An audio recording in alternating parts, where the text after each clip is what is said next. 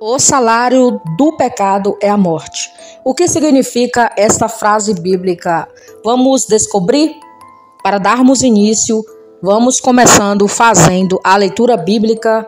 Está localizado aí no livro de Romanos, capítulo 6, versículo 23, que diz o seguinte: Pois o salário do pecado é a morte, mas o dom gratuito de Deus é a vida eterna em Cristo Jesus, nosso Senhor.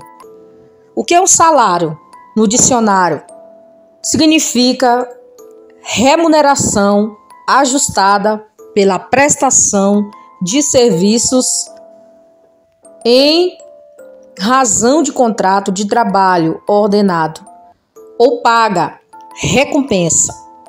Bom, aqui eu trouxe essa pequena demonstração para você que está ouvindo, para no final dessa mensagem você entender o que o Senhor tem para falar conosco sobre essa mensagem, o que significa o salário do pecado é a morte. A Bíblia diz que o salário do pecado é a morte. Apesar de ser um conceito ser amplamente mencionado nas Escrituras, essa frase está registrada exatamente desta forma em Romanos 6:23. Esse versículo, o apóstolo Paulo estabelece um contraste direto entre o salário do pecado e o dom gratuito de Deus. Muitas pessoas possuem dúvidas sobre o significado correto da frase: o salário do pecado é a morte. Alguns não sabem o que seria essa morte mencionada pelo apóstolo, sendo o salário recebido pelo pecado. Vejamos agora o que significa o salário do pecado é a morte. Para entendermos o que significa a frase o salário do pecado é a morte, vamos separá-la em algumas partes. Primeiro, vamos tratar do significado da expressão salário do pecado. Depois, vamos entender o que consiste tal salário, ou seja, a natureza da morte que aparece como pagamento dessa sentença. A frase o salário do pecado é a morte significa literalmente o salário pago pelo pecado. Mas para entendê-la corretamente, é preciso considerar o contexto em que ela é citada. Ao lermos o capítulo 6 da Epístola aos Romanos, percebemos que Paulo faz uma pergunta central aos seus leitores. Essa pergunta seria como algo: quem é o seu Senhor? Deus ou o pecado? Esta é uma pergunta que será também para você e para mim neste dia. Quem é o teu Senhor? O teu Senhor é o pecado? O teu Senhor é o dinheiro? O teu Senhor é um reles mortal? Quem é o teu Senhor? Eu te respondo que o meu Senhor é Jesus Cristo. Este é o meu Senhor.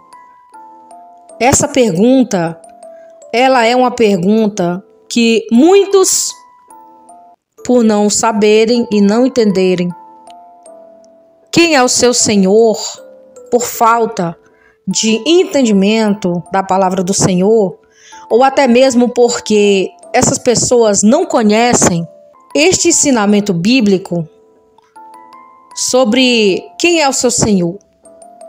Então, o apóstolo Paulo, segundo a sua palavra, nos deixa essa pergunta, né? Quem é o seu Senhor? É Deus ou o pecado?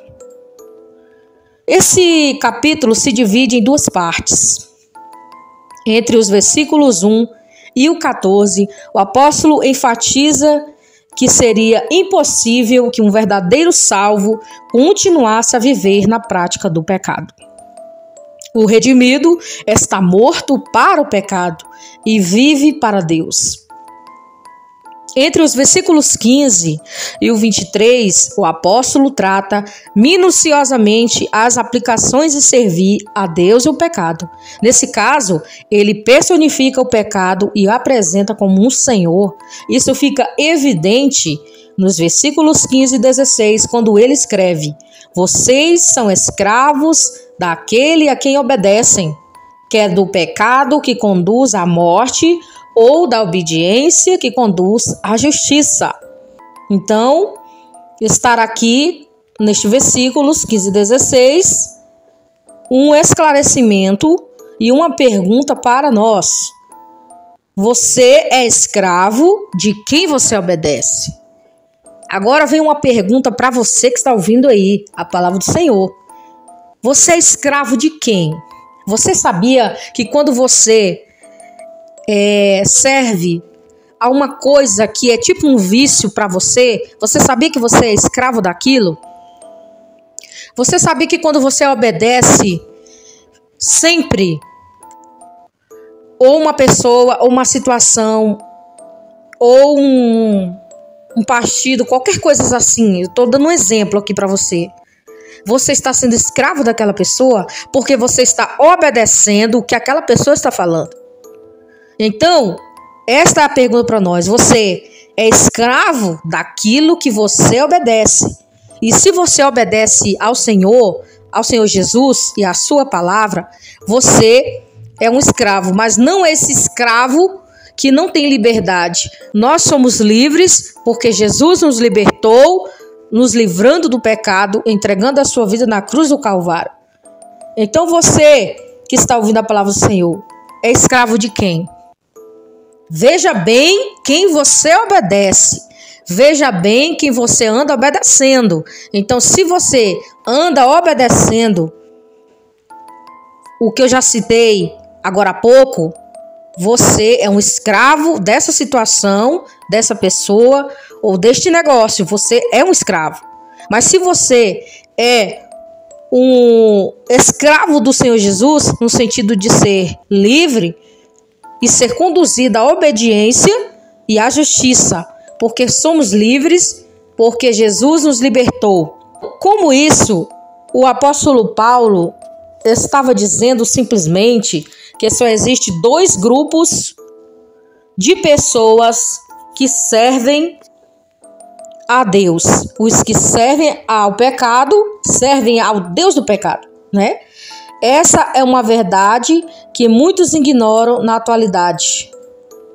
Tem os que servem a Deus e os que servem ao pecado. Essa é uma verdade. Como eu disse, muitos ignoram na atualidade. Não existe meio termo, né?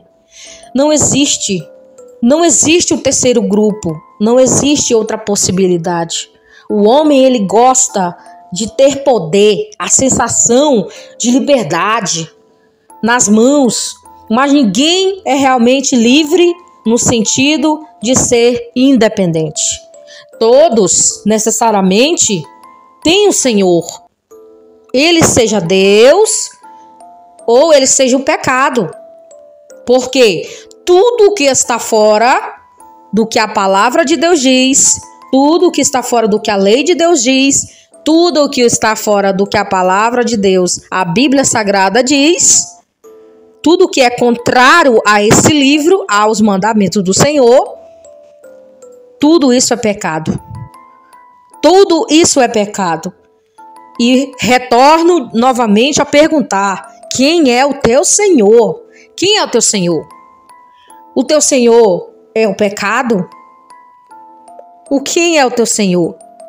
O Senhor, nosso Deus, que criou os céus e a terra, Ele é o Senhor dos salvos, dos redimidos, dos que obedecem à palavra do Senhor, dos que procuram obedecê-la como realmente ela é, dos que pedem força para Deus para obedecer à palavra do Senhor. Então, dessa forma, no presente, o contexto, a frase "o salário do pecado é a morte" significa que o pecado é um tipo de senhor que atribui aos seus escravos a morte como salário. Você lembra que eu fiz aí para você uma pequena demonstração de que é o salário? O salário é quando você trabalha o mês inteiro e no final do mês, no começo do mês, você é remunerado. Você vai receber um dinheiro, né, um salário por aquele trabalho.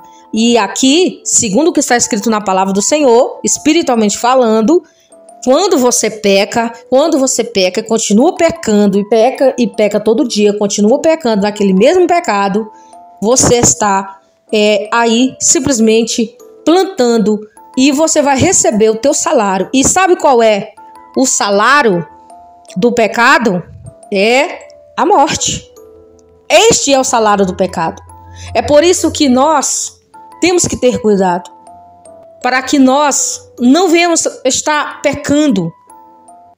E isso é para os que conhecem a palavra de Deus, porque nós sabemos que existem pessoas que não entendem isso. Ah, isso aí não é pecado, não, isso aí pode fazer. Mas nós que conhecemos a palavra do Senhor, a Bíblia Sagrada, nós sabemos o que é pecado e o que não é pecado. Porque tudo que está na Bíblia é para ser obedecido. Os homens aqui da terra, a lei aqui dos homens, ela não tem que ser obedecida? E por que nós não também obedecemos às leis de Deus? Então está aí, muito incoerente. Está incoerente. Uma pessoa que ele obedece às leis dos homens, mas não quer obedecer à lei de Deus. Está incoerente. Não bate. Não bate, essa conta não bate. Não pode bater essa conta. Então, se você continuar no pecado, você vai colher a morte, porque o salário do pecado é a morte. No termo grego original, utilizado nesse versículo, traduzido como salário, é opsonia. Esse termo geralmente se refere à ração ou pagamento dado a um soldado. No entanto, em alguns casos específicos, esse termo também pode indicar a mesada paga aos escravos. Muito já se foi debatido se o apóstolo utilizou esse termo no sentido militar ou não. De certa forma, o contexto pode favorecer as ambas interpretações. Seja como for, qualquer um dos dois sentidos não altera o conceito principal da frase, a saber, a personificação do pecado como o Senhor que paga os seus servos o salário merecido, isto é, a morte. No entendimento correto acerca do pecado, personificado na figura de um general que governa sobre todos os seus soldados, ou mesmo de um senhor que domina seus escravos, é muito importante.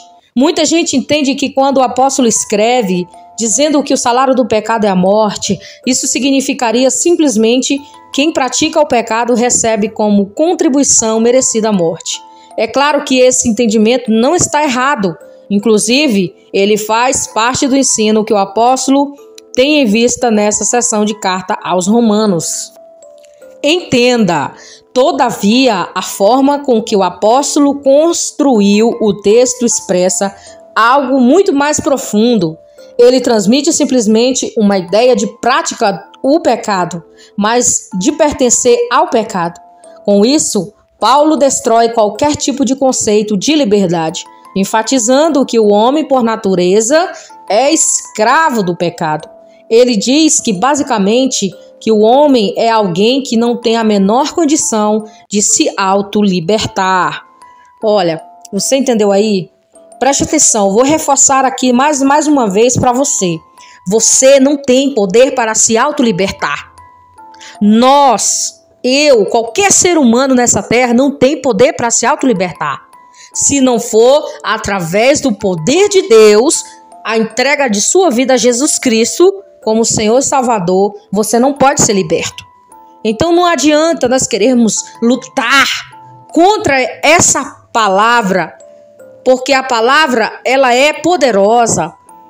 E quem liberta? Jesus Cristo que nos liberta. Conhecereis a verdade, que é Jesus, e a verdade vos libertará. João 8:32. Então você não pode se autolibertar. Algumas pessoas pregam o falso ensino que sozinho o homem pode fazer o que tem que ser feito. Ele pode consertar o que precisa ser consertado. Ele pode tomar a decisão correta e ser senhor sobre o seu próprio decisão. Porém, Paulo ensina que é exatamente o contrário. O pecado é o senhor e o homem é o escravo. A única forma de o homem ser liberto dessa escravidão é ficar livre do salário merecido, que é a morte. E sendo escravo de Deus, como já foi dito, o homem necessariamente terá um senhor. Se não for Deus, então será inevitavelmente o pecado. E que tipo de morte é o salário do pecado? Depois de entendermos o que significa a expressão salário do pecado, vamos agora entender qual o sentido desse salário, isto é, de que tipo de morte o apóstolo está falando. Na verdade, ele não detalha explicitamente a natureza dessa morte. Mas o contexto aponta naturalmente que a morte aparece como sendo o salário do pecado, abrange seus conceitos total. Isso significa que o salário do pecado é a morte, e essa conclui e inclui a morte física, espiritual e eterna. Para entendermos isto, basta recorrermos à alerta de Deus dada a Adão com relação à árvore do conhecimento. O Senhor disse, Gênesis 2, versículo 17. Olha o que ele falou, o Senhor, para Adão. No dia em que dela comerdes, certamente morrerás. Essa afirmação compreende não apenas a morte física, no sentido primário, mas principalmente a morte espiritual. Entendeu? Isso implica não somente a morte física, mas também espiritual. Porque todos pecaram e destituídos estavam da glória de Deus. Essa morte espiritual é basicamente a perda da comunhão com Deus e a destruição, inclusive, da relação do homem consigo mesmo. Após a queda, vemos que Adão e Eva foram separados de Deus e também deformaram a relação entre si. Porque quando eles pecaram, o Senhor expulsou eles lá do jardim do Éden, dizendo, olha, vocês vão agora serem expulsos. Você, Adão, vai trabalhar com o suor do seu rosto. Você agora vai, para ter o pão de cada dia, você vai ter que suar.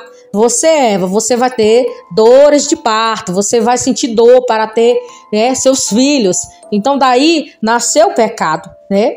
Você vai ler Gênesis 3, versículos 7 e 13. É exatamente isso que o pecado faz. Longe de Deus, sem ter paz com Ele, como o homem pode alcançar a verdadeira paz? Consigo mesmo e com o próximo? Como? Ninguém consegue.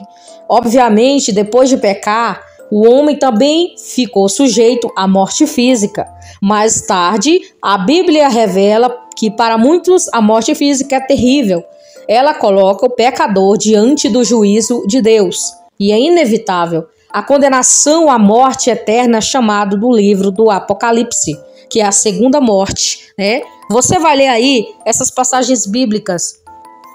Você vai ler Apocalipse, capítulo de número 20, versículo 11 e 14, Daniel 12, versículo 2, Mateus 7, 22, João 5, 28 e 29, Atos dos Apóstolos 17 e 31, Romanos 2, versículo 5, Hebreus capítulo 9, versículo 28, 2 Pedro 3, 7 e Judas capítulo 14. Faça essas leiturinhas.